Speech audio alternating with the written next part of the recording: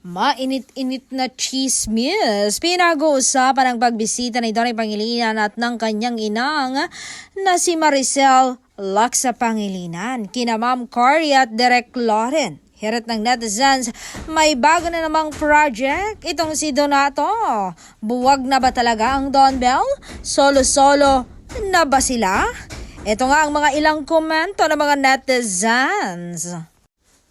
Hirit nga ng isang netizen, mga LT fans, talaga kawawa pag na-establish na name ng both artists, iiwanan na kayo sa ere.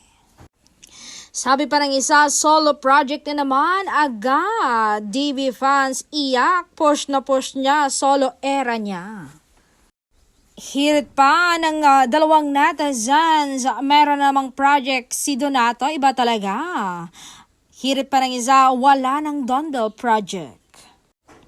Ayon naman kay Chelly Pad, solo-solo na talaga sila.